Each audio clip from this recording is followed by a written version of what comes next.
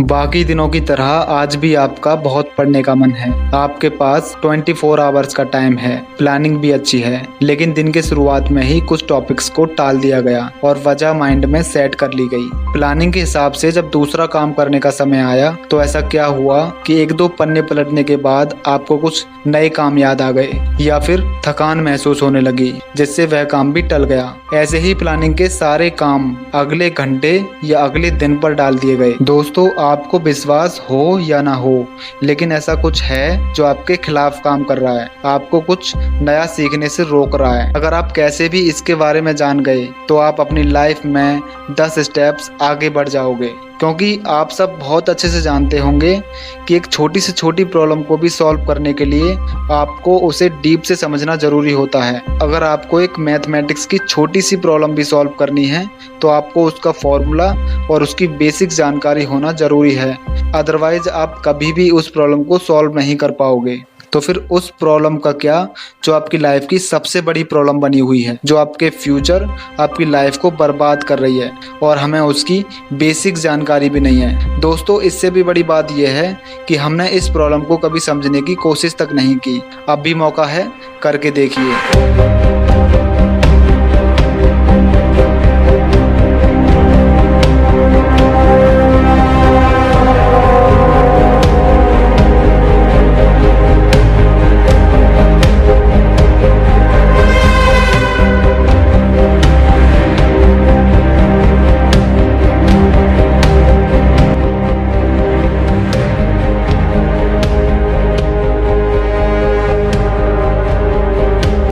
दोस्तों, ये प्रॉब्लम कुछ और नहीं, मुख्य रूप से एक साइकोलॉजिकल प्रॉब्लम है जो आपके माइंड से शुरू होती है। इसके कुछ फंक्शंस ब्रेन में होते हैं। दोस्तों, स्टूडेंट्स के एक बेसिक साइकोलॉजी को समझिए।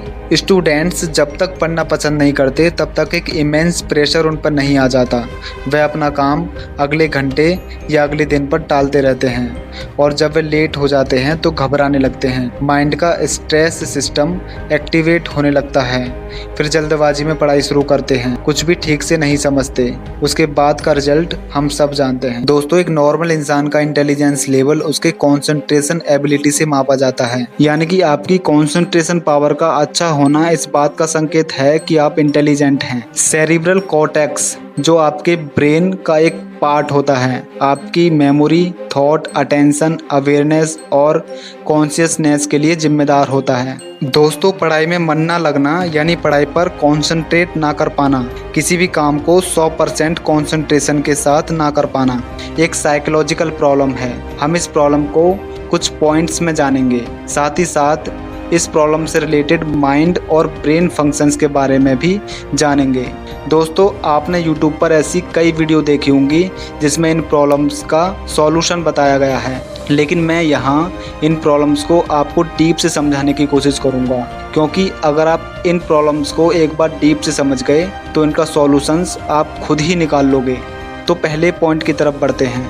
आपको लगता है कि आपके पास स्टडी के लिए बहुत सारा समय है। ये एक प्रकार का नेगेटिव थॉट है जो आपके कॉन्शियस माइंड में हमेशा चलता रहता है।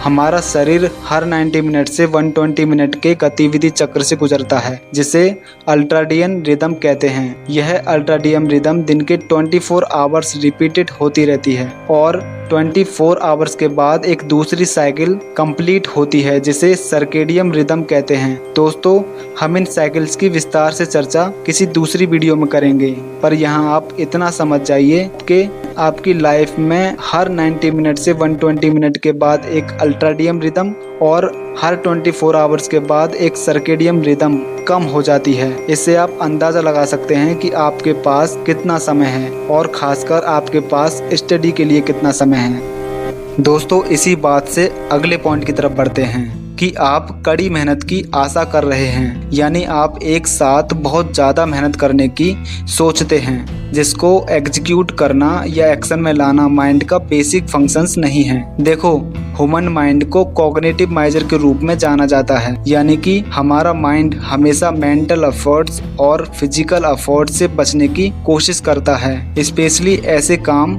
जो आपके सर्वाइवल के लिए जरूरी नहीं है, उनको या तो टाल दिया जाएगा या उनको without more mental and physical efforts के करने की कोशिश की जाएगी।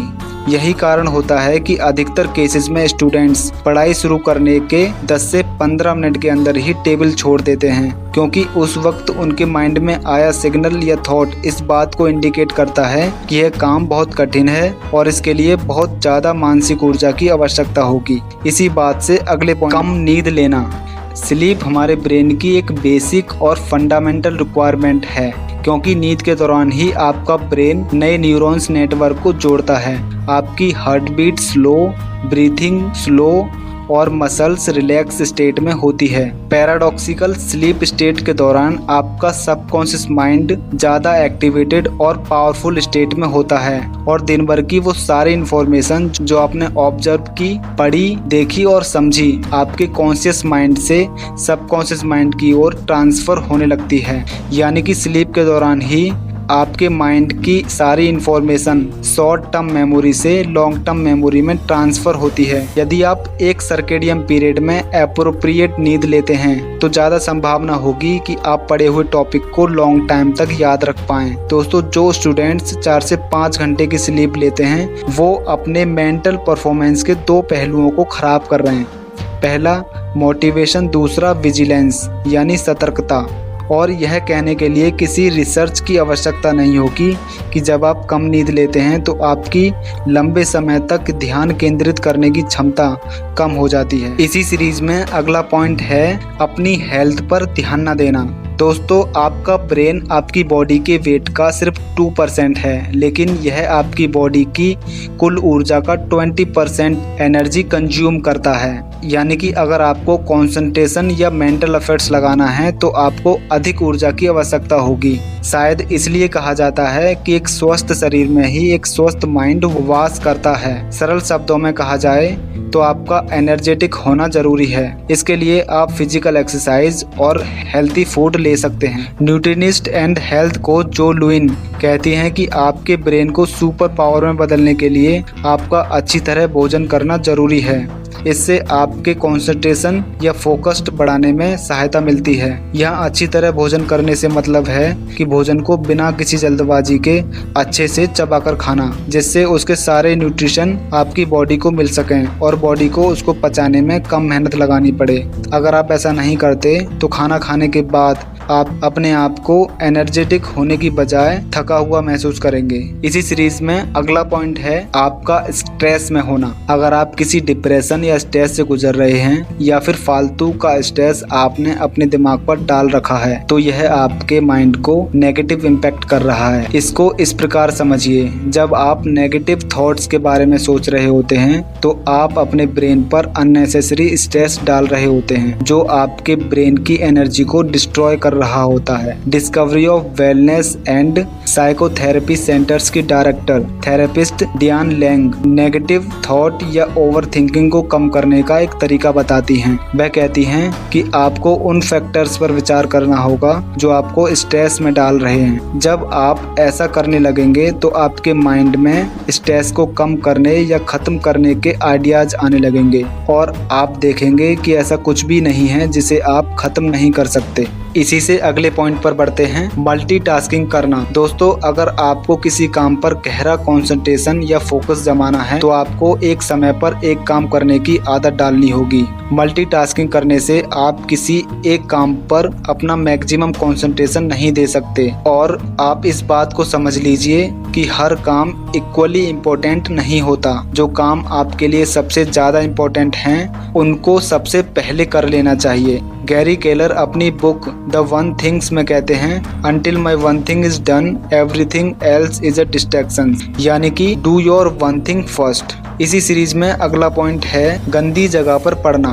दोस्तों, जब आप गंदी जगह पर पढ़ रहे होते हो उस समय आप अपने आप को कमजोर फील कर रहे होते हो। इसका सॉल्यूशन बहुत सिंपल है। आप सुबह उठकर सबसे पहले पढ़ने वाले स्थान को साफ कीजिए। ऐसा करने से आपको सेंस ऑफ कमिटमेंट और अपनी रिस्पॉन्सिबिलिटी का एहसास होगा। इसी बात से अगले पॉइंट पर चलते हैं।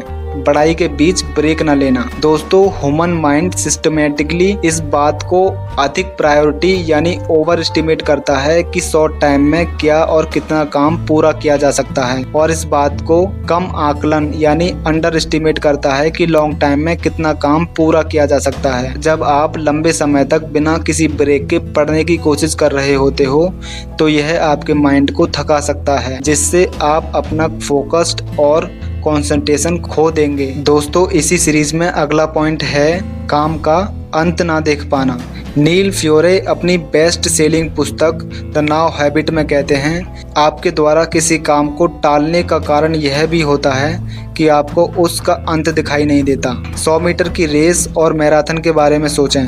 पहली वाली कंडीशन में आप अपना मैक्सिमम प्रयास कर सकते हैं क्योंकि आप फिनिशिंग लाइन को देख सकते हैं और जान सकते हैं कि यह जल्द ही खत्म हो जाएगी। लेकिन मैराथन में आपको कोई अंतिम सीमा दिखाई नहीं देती, जिससे आप अपना बेस्ट देने में कठिनाई और थकावट महसूस करते हैं। दोस्तों, अंतिम पॉइंट की ओर बढ़ते हैं, खुद को टेस्ट ना करना। दोस्तों, अगर आप पढ़ाई सीरियसली और अच्छे कंसंट्रेशन के साथ करना चाहते हैं तो नियमित रूप से खुद को टेस्ट करना आपको अपनी हैबिट में लाना होगा। नियमित रूप से टेस्ट करने से आपको अपनी रियलिटी का पता चलेगा कि आपने जो पढ़ा वो असल में आपके पास है या फिर नहीं। दोस्तों, कमेंट बॉक्स में बताना कि आपको इनमें से कौन सी प्रॉब्लम ज़्यादा फेस करनी पड़ती है और आप इसके सॉल्यूशंस में क्या क्या स्टेप्स लेते हैं। दोस्तों, अगर आपको ये मेरी वीडियो काम की लगी हो, अच्छी लगी हो तो प्लीज़ मेरे चैनल को सब्सक्राइब कर देना।